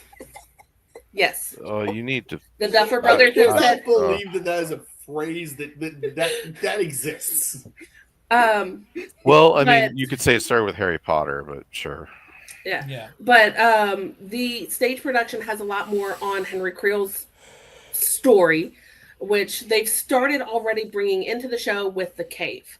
But I think that version, Mr. Whatsit and Henry, where he's in the dapper suit, I think that's not necessarily a bad guy. I don't think what he's doing is right, but I don't think that that's the Vecna we have learned to hate. And if I'm proven wrong, I'm proven wrong. But hey, I like it. Yeah, I think it's off base. I think it's Yeah, terrible. because we never he's see taking, the but the Vecna, the evil Vecna is No, but wait. Let me finish. We never see the Demogorgon take Holly. Yeah, but we see We the monsters assume. take the kids, though. We see the bad guys take the kids in the real world. Yeah, but we never saw the Demogorgon take Holly. We assumed because the Demogorgon was. Well, she in didn't walk through the room with fucking her. portal herself. She could have. What if Mr. Whatsit opened it up and was like, "Come on, hurry through"? Without a Yeah, share. Well, what but if when the he's- flying Lost weasel in a- flies out of my ass? But hang on, he But said. we never saw the Demogorgon physically take Holly through the portal. But he does say that we're going to bring Derek, and then in the next scene you see the monsters going after Derek and the kids. He's trying to get to him before Vecna. Because he told I'm him, going "There to are say I'm going monsters to who take eat this children." whole Why would he theory say- and throw it in the Why would he trash. say? Why would he say there are monsters who eat children and then send the monster? He would say, "Hey, I'm going to send one of my monsters. Don't be afraid Because of it." he says the children are gullible because you're easily manipulated. But if they're easily manipulated, Which hey, they are. I've already earned your trust over these however many days and weeks, however Mhm. long. I'm sending one of my friends to bring you to me to be safe, instead of, "Hey, there are monsters that eat kids. Ha ha ha! I'm going to send a monster." Yeah, I mean, but I we do also see- see the children be easily manipulated later by the group of kids and the adults. Like they're very easily manipulated. That's why he I'm chose. them. saying though, if they're so easily manipulated, why wouldn't he just say, "Hey, go with my friend here," pointing to the Demogorgon, instead of saying, "Holly, be careful because there's monsters who eat children," and then send that very monster to pick her up? That's counterintuitive to having her come willingly, and that's what he wants. He wants an easy way It to could- get these kids there. There's definitely some room to argue about that character in the portrayal of him. So I don't know. Then they needed to set this Maybe. up 3 episodes ago. Maybe. Like I'm just saying that's the theory that I have subscribed to, that I've noticed. And it kind of explains why Holly's the only kid in that mansion, but there's 4 kids taken. I swear to God, if they have So- some sort of redemption for fucking Vecna, I'm gonna scream. That's their MO though. That's their MO. They had a redemption for off. Billy, who was a racist piece of shit. The first redemption we He was got under for Steve. control. But what's a redemption though?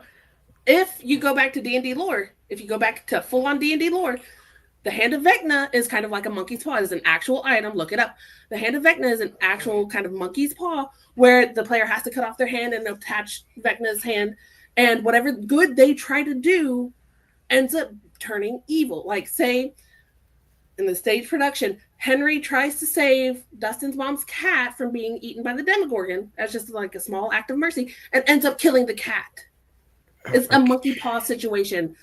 If we go back to the actual D&D lore of Vecna's hand and eye, they haven't brought the eye in, but Vecna's hand is very obviously brought into the show.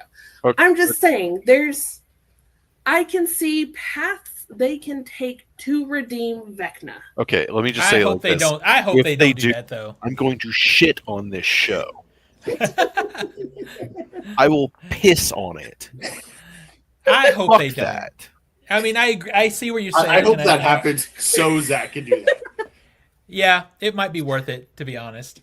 Like I'll But print yeah, out a picture and film myself pissing on it. Like that would I be will. awful. I now subscribe to Tina's theory. And also, one thing separate from that, I want to point out is I have a note card here. I'm just last thing I want to check off my note card is I saw a lot of people being like, "How did Will manage to control his power so easily?" Blah, blah, blah. And we learned from last season that Henry taught Elle to pull from anger, from hatred, from bad emotions to fuel her powers.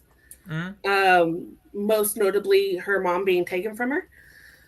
But when Will's powers get activated or whatever, he's remembering the advice Robin gave him and he's focusing on happy memories. So I'm wondering if it's one of those things where it's like she has to learn to pull from joyous memories, from happy memories. Because the one time, like one of the few times she used her powers focusing on happy memories, she brought someone back from the dead. I didn't mind that. I didn't think it was like, oh, how did Will suddenly get like? No, there's a lot of discourse on like how did Will. Because people are stupid. So you're telling me it's a Monsters Inc. situation? Super common trope of like big boss fight, get a power up in the middle of it, and then you could actually use that. Yeah. So I'm not worried about that. I thought it was fine. I'm okay with it. I'm still on board for the rest of the show. We'll see how it goes.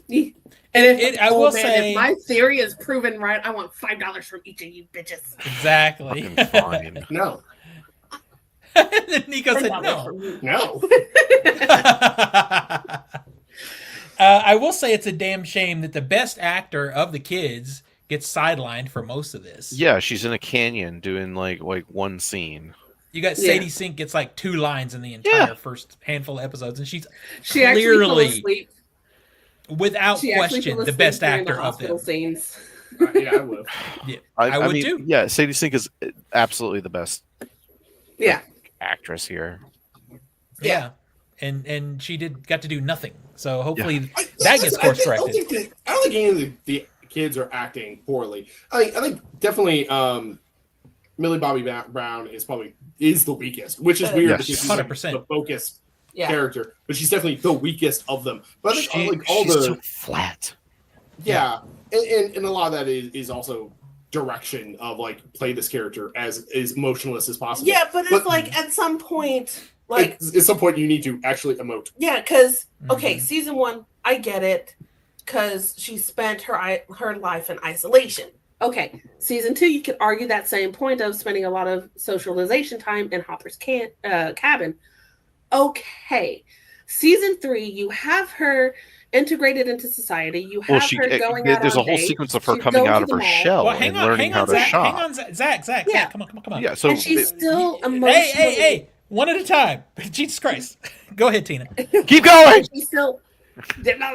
she's still emotionally blank. And then season 4, she's in school, she's getting bullied, and I'm sorry, she is just not playing those emotions. As someone who's been bullied, she is not playing those emotions accurately. Like, 100%. I agree with that. Yeah, there's no excuse at this point in her character's life to be that detached. Whereas, like, I was really going back into the acting quality level, like Noah Schnapp's character, like Will. Hang on, before we leave her character, let Zach actually make his point. Okay. Well, no, I was expanding upon Tina's point, which was he was supporting. She went to shop and learn how to be sociable. Like this is a development for the character. So then we get to season 5, and I'm like, oh, we're back to season 2 again. Okay. Yep. Like, again, I feel characters have been reverted back so that we can grow them again, like, because we ran out of things to do. In some cases. I also think in the case of her, though, I think she's very limited in her capabilities. Agree. Yeah. But like, what were you saying? The guy who plays Will, I think, has a lot of opportunity this season to do more, like, actually meaty acting roles because of the whole storyline about him, coming to terms with being gay, and the fact that his first crush, it seems like, is his best friend, that is in a relationship, so he can. And all that is like there's meaty emotional drama, so he gets to actually play with that as an actor, and he's actually doing it pretty well. Well, He does. also you got to keep in mind some of the actors have also gone on ahead and say this will probably be their last big acting role. Like Noah Schnapp, he's in college. He wants to pursue a career that's not acting. Yeah. So it's like, Yeah. as much as I don't want to say they're phoning it in because they have to, in some aspects, maybe they aren't giving. Maybe this is where their talent caps out, and Well, I they mean, know this. Although it would be because like the one I just said was like the one you said is the one I said is like one of the better actors. In Yeah, the season. I know. It's like, and you know what? That's probably fair. Like they got into this role when they were in their early teens, if not late adolescence, and it's like, okay, maybe once you're an adult, you realize this is not the life you want. Yeah. But you got that Netflix money now. You can fund whatever life you want. Have fun. It's just sad to me that of those actors, because there's some good ones in there that, like you said, probably will just sort of disappear, that are better than Millie Bobby Brown, and she's the one who got the Netflix deal. Yeah. Yeah. Like Gaten 'cause she- has already said he wants to do more Broadway stuff because boy does that kid have a set of pipes on him. Yeah, Jesus and that's Christ. that's a good direction to go in.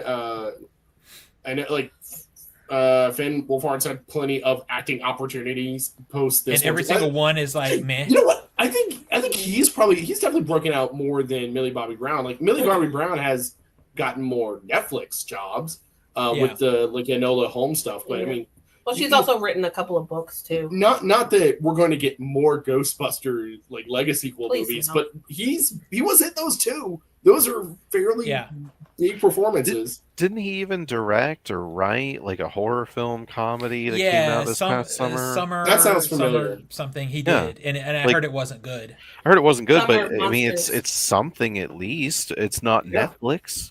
Yeah. Well, and then Sadie Sink is actually doing Good Yeah. Sadie Sink is in the next Spider-Man movie. Yeah. Yeah, and she was in The Whale, and I thought she was good in The Whale, even though people hated her character. Well, because she was a raging cunt of a character. Yeah, but it was it was with purpose. Yes, I understand that. I didn't like her character. I thought her performance was good, though. Exactly. So, Zach, I know that we have all said that it's like a 3 to 3.5. What are you rating it so far for the seasons? Oh, like a 3. Yeah, I mean, it's like right on the edge of a knife. Yeah, if part 2 does not redeem, we're do not redeem. We're gonna go back down, or if it gets better, we can go back up. But it's it all depends on how right the second there. half goes. Mm-hmm. Yeah. All right. Which character would you guys absolutely like? If you could save one character, which character would it be? Max. Yeah. Like when they went to kill her off at the end of season 4, I gasped and went, "Oh my god, they're killing her!" Yeah. Like I was in. But shock. I'm also fine with killing them all. Kill them all off. I mean, I would be sad if they did actually. I mean, I'd be sad if they killed her. I'd be like, God damn it. Anyone else can go. I'd be like, oh, okay. I expect 11 to die. Honestly, I expect. I do too. And now I expect Will to die. Like anyone with powers, I expect to die. So, oops. I don't think the show has the balls to kill any of the kids. I don't expect any of them to die. Hopper needs to fucking die or not. Oh, holy shit. Yeah. It's get off the pot or shit. I don't have a lot of protection feelings for like, I want this character. I mean, I think if I had to pick one, it'd probably be Steve. I like Steve. I like him as I like his growth. Yeah, I like his growth. But other than that, I don't really have like, oh no, if they did kill a kid, it was like, oh wow. The thing about Steve's growth though, it's kind of plateaued, and until he gets out of Hawkins, he will not grow anymore. That's what I would like to see is for him to I just need get out him to leave. I just need him to just don't hook up with Nancy. Don't go if after Nancy gets whatever. with Steve, that would be more upsetting than killing everyone else off. I'd be like, Yeah. fuck Yeah. off, show. Nancy, no. Nancy and Steve both just need to get out of Hawkins. All three of the older teen characters. Jonathan needs to die. I'm fine with John. If with him dying, all three of the older teen characters just need to realize they are terrible for each other in terms of a romantic relationship, and just need to go in different directions. And the reason I say Jonathan needs to die is I haven't liked him since season 1, since he was taking fucking creepy ass photos. He is a creeper, yeah. He has not evolved past the creeper stage. Yeah, Jonathan has never been a good. He's never been a good character. I never liked what Steve did with that camera because I'm in the camera. But you understand his hurt. reasoning. If somebody, But I someone was completely taking understood. nasty Yeah, pictures. yeah, I get it. Would you I not get do it. that to their camera? I get it, Yeah. but like it was a nice camera. Like, please don't, It don't hurt was. I mean, Joyce could die. She could Oh, no. sacrifice Joyce herself could for her die. kids. Yep. Oh geez, Yeah. no, don't stop. I don't want Karen Wheeler to die just because Holly is so young, and I'd rather her have Karen than her dad. I'm sorry. Her dad is a nothing He's character. useless. There is no yeah, character. It's fine. he's cardboard. He's cardboard. Yeah. But fucking, let's take a moment to appreciate Karen fucking Wino Wheeler just smashing the bottle and just jab. Let's take a moment to appreciate the Demigorgon's apparently vulnerability to wine bottles. Yeah. But resistance To to bullets. Bullets. Yeah. That's the limitations on how tanky these fuckers are is very vague. They can take 12 gauge buckshot, but a wine bottle, oh geez, and it's they just it's a roll of walk D20. it off anyway. They get caught on fire and they still walk it off. It's like, how fucking durable are these things? Oh, but you can break their necks. That's fine. Yeah. Huh? It's a roll of I the don't dice, know. man.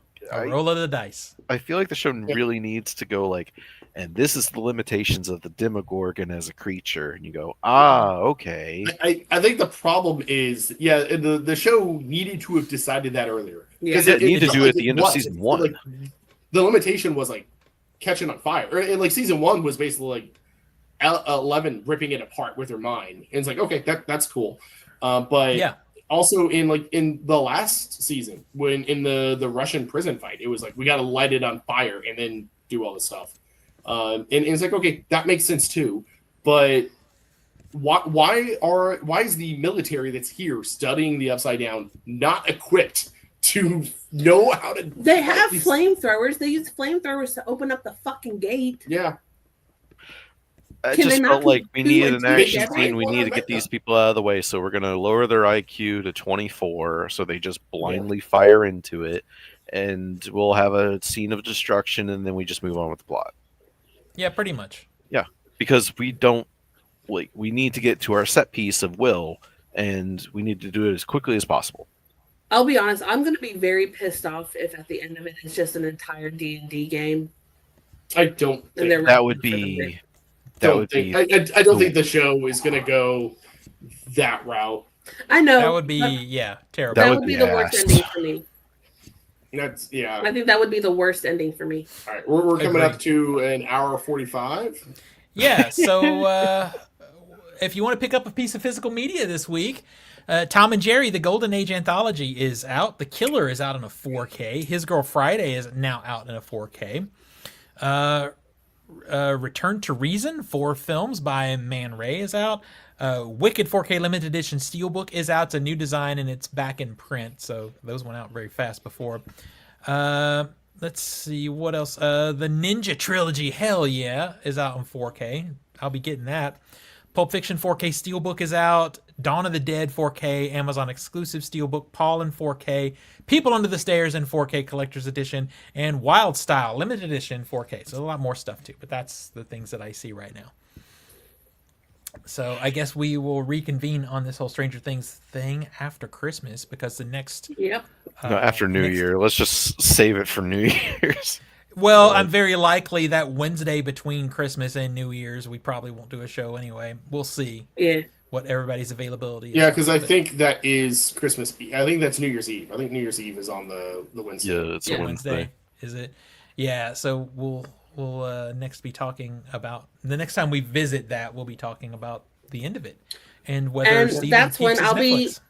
I'll be expecting everybody to be like, "Oh my God, Tina, you're a genius for pointing out that very obvious and totally correct theory." I hope it's right. I hope it's true. Yeah, Zach so will have to that eat Zach his can words. piss. God, Yep. I'm running out of hats to eat. Okay, like I only got a few left. They're expensive. Fuck. And Zach's camera and everything just fell. That's karma. That's karma, bitch. Right You know, there. I haven't seen this episode. Biscuits. Biscuit's fancy butthole. Oh, it's the Right? doors. The doors closed. That's why. Yeah. Um. All right, let's bring this thing to an end. We've been going for a while, and now Oh suddenly I wait, have to wait. pee. I was gonna ask What? Steven, what'd you pick up What? on the Criterion 50% off? Not a damn thing. Oh my god. I didn't buy a damn thing. I Yep. I was going to buy Vinegar Syndrome stuff because I was like, it's okay, the sale. I'll pick it up. There's plenty of copies left. And then I remembered after Black Friday they shut their store down for a month, and I looked Yeah. at it today and I went, God damn it. It's okay. I It's tried. It's, And also, those prices shoot way up, too, sir. it's I- fine. Yeah, I feel like Criterion could wait because the Vinegar Syndrome sale actually had some good stuff. You got Trolls It's 2, at Close Range, you got Stendhal Syndrome. Good movies. Good movies from Vinegar Syndrome this year. Yeah. Well, in the Barnes and Noble sale, I picked up Eyes Wide Shut. That Eyes Wide Sorcerer. Shut artwork, I like it. It's the original, actually. That was Yeah. what Kubrick's daughter or whatnot made, and then the studio went, nah, it's obscuring our actors' faces too much. We want the faces. So then Yeah. they made the one that we know. But that was the original. I picked up Sorcerer, Eyes Wide Shut, Tempopo on Blu-ray, Mhm. Anora, and Yeah. Seven Samurai. And by God, that Seven Samurai disc is defective. Yeah. By God, Barnes and Noble is like, it's in stock. And I go to their store. We don't have one. I guess we'll order one for you, sir. You can bring back that defective fucking copy when it comes in. So just hold on to it in your trunk. No, it's fine. Yeah. Yeah. I figured. I mean, it's a good haul. I'll probably end up getting pretty much all of those at some point. But there will be other Barnes and Noble sales. But I'd be when curious.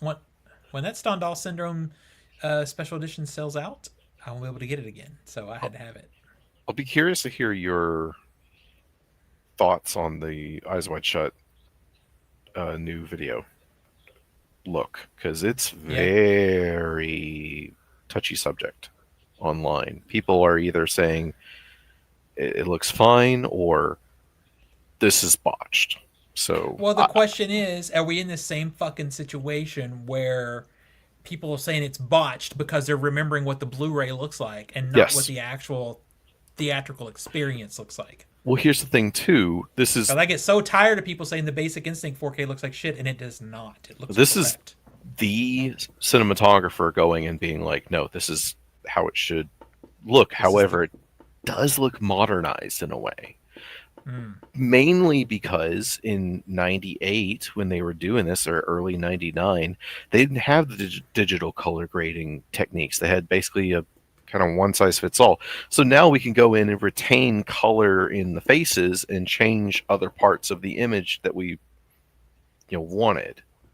So now your skin tones can look accurate while the background stuff can be adjusted, and you're not going to have it be all fucked. And that's kind of annoying. I just want it to look like it did in the theater, as all I want. I am curious about what the CGI looks like, though. CGI. There's CGI in that movie, sir. Well, I guess they wouldn't have called it CGI at that point in time, but there's some sequences where they digitally covered up. No, added. we're not doing that. Oh, they're gone. They're gone. We're doing the international cut. No, we're not doing the hell. R-rated cut. Yeah, that It's makes not me even happy. included on the disc because the R-rated cut was a compromise Yeah, because they knew it's like this is probably going to get NC-17. So what is our plan if it gets NC-17? And Kubrick said, "We'll do this." And then he died, and it got NC-17, and they said, "Okay, so this is the plan." However, that was never the intention. The intention is to show what's going on. Yeah, And I mean, they were just in there to cover up a few thrusts, and it's dumb. Well, it's dumb because it makes it more sexual by covering it up. It does. It does. But All no, right. that's not on disc. Okay, good. Well, I'm fine with that then. I'll get it eventually. I'll get it on the next sale. I just felt like there was more of a priority with Vinegar Syndrome this year. All right, let's bring this baby to an end. Tina, where do we find you on the internet? You can find me on most major social media under Cheddar Popper, ChedrPoppr. Nico? You can find me at everything I do is at nicholasqualls.com. Nicholasqualls.com. I'm mostly active on Blue Sky and a little bit on Instagram, but not much.